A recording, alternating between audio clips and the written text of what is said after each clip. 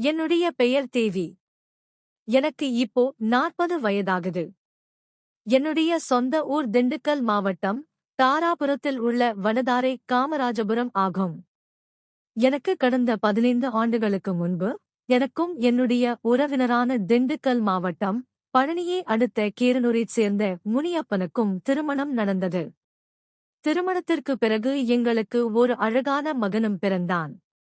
அதன் பிறகு, என்னுடைய நடத்தை சரியில்லை எனக் கூறி, முனியப்பன் என்னுடைய மகனை அழைத்து கொண்டு என்னை விட்டு பிரிந்து தனியாக சென்று விட்டார். அதன் பிறகு தனியாக வாழ்ந்த என்னை, கீரனூரைச் சேர்ந்த தண்டபாணி என்பவருக்கு இரண்டாவதாக திருமணம் செய்து வைத்தார். தண்டபாணி தள்ளு வண்டியில் பழம் வியாபாரம் செய்து வந்தார். திருமணத்திற்கு பிறகு எனக்கு ஒரு மகனும் ஒரு மகளும் பிறந்தனர். திருமணத்திற்கு பின்னர், நாங்கள் இருவருமே தாராபுரம் போலீஸ் நிலையம் அருகே தள்ளு வண்டியில் பழம் வியாபாரம் செய்து வந்தோம். தினமும் வியாபாரத்திற்காக நானும் என் கணவனும் மொபட்டில் கீரனூரிலிருந்து தாராபுரம் போலீஸ் நிலையத்துக்கு வருவோம். அங்கு வந்து நான் வியாபாரத்தை முடித்துவிட்டு, இரவு மறுபடியும் நாங்கள் கீரனூர் சென்று விடுவோம். சில நாட்களில் நான் கீரனூருக்கு செல்லாமல், என் கணவன் மட்டுமே கீரனூர் செல்வார். நான் என்னுடைய தாயார் வீடான வனதாரைக்கு வந்து தங்கிக் கொள்வேன். இப்படி நான் அடிக்கடி என்னுடைய தாயார் வீட்டிற்கு வந்ததால், எனது தாயாரின் வீட்டுக்கு அருகில் வசித்து வரும் என்னுடைய இன்னொரு உறவினரான, பெயிண்டரான அபிஷேக், வயது 19 என்பவருக்கும் எனக்கும் பழக்கம் ஏற்பட்டது. இந்த பழக்கம் நாளடைவில் எங்களுக்குள் மிகுந்த நெருக்கத்தையும் ஏற்படுத்தியது. அந்த நெருக்கம் எங்களுக்குள் கள்ளக்காதலாக மாறியது. இதனால் நானும் அபிஷேக்கும் அடிக்கடி தனிமையில் சந்தித்து உல்லாசமாக இருந்து வந்தோம். அபிஷேக்குக்கு வயது வெறும் 19 தான் ஆகிறது. என்னுடைய கணவனுக்கு 45 வயது ஆகிறது. அதனால் அபிஷேக்குடனான உறவு எனக்கு ரொம்ப பிடித்தும் இருந்தது. என்னுடைய இரு கணவன்களையும் விட, எனக்கு அபிஷேக்குடன் இருப்பதுதான் பிடித்தும் இருந்தது. ஆரம்பத்தில் மாதத்திற்கு ஒரு நாளோ அல்லது வாரத்திற்கு ஒரு நாளோதான் என்னுடைய தாயார் வீட்டிற்கு நான் வருவேன். மற்ற நாட்களில் எல்லாம் வியாபாரத்தை முடித்துவிட்டு, என்னுடைய கணவருடனே மொபட்டில் நான் கீரனூருக்கு. அன்று அபிஷேக்குக்கு பிறந்த நாள் என்பதால், இரவு 2 மணி அளவுக்குள் நாங்கள் வீட்டுக்கு வந்துவிட்டோம்.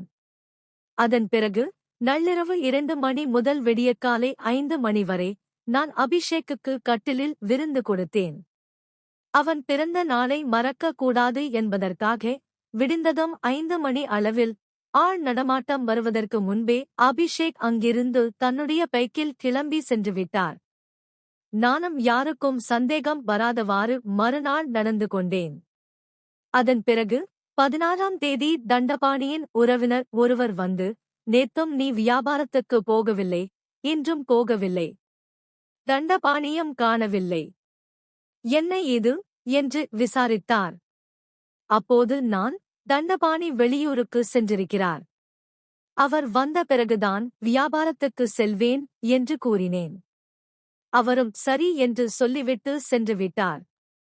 அதன் பிறகுதான், எத்தனை பேரைதான் நான் சமாளிக்க முடியும் என்று நினைத்து, உடனடியாக கணவனை காணவில்லை என போலீசில் புகார் அளிப்பதே நல்லது என முடிவு செய்தேன். அதனால் உடனடியாக கீரனூர் காவல் நிலையத்திற்கு சென்று, 14ஆம் தேதி இரவே வெளியூருக்கு சென்ற என்னுடைய கணவன் இன்று வரை திரும்பி வரவில்லை, அவரை காணவில்லை என புகார் அளித்தேன். போலீசாரும் வழக்கு பதிவு செய்து, காணாமல் போன என் கணவனை தேட ஆரம்பித்தனர். என்னுடைய உறவினர்களை நம்ப வைக்க, அவர்களுடன் சேர்ந்து கணவனை தேடுவது போல நடித்தேன். முதலில் கணவர் வெளியூருக்கு சென்றுவிட்டார் என்று கூறிய நான், திடீரென கணவனை காணவில்லை என்று புகார் கொடுத்தது, என்னுடைய உறவினர்களுக்கும் தண்டபாணியின் உறவினர்களுக்கும் என் மீது சந்தேகத்தை ஏற்படுத்தியது. அதே சந்தேகம் போலீசாருக்கும் இருந்தது. இதனால் அவர்களுடைய சந்தேக பார்வை என் மீது திரும்பியது. என்னை காவல் நிலையத்திற்கு அழைத்து சென்று, கிடுக்குப்பிடி விசாரணை நடத்தினார்கள். நான் முகத்தில் எந்தவித பதற்றமோ அச்சமோ காட்டாமல் சமாளிக்க முயன்றேன். ஆனால் அவர்கள் கேட்ட கேள்விகளுக்கு முன்னுக்குப் பின் முரணாக பதில் கூறியதால் விசாரணை தீவிரமானது. இறுதியில் வேறு வழியின்றி, அபிஷேக்குடன் சேர்ந்துதான் என்னுடைய கணவனை கொலை செய்தேன் என்ற உண்மையை ஒப்புக்கொண்டேன். இதைக் கேட்டு அதிர்ச்சி அடைந்த போலீசார் என்னை அந்த கிணற்றை காட்டுமாறு அழைத்துச் சென்றார்கள். நானும் பிணத்தை வீசிய அந்த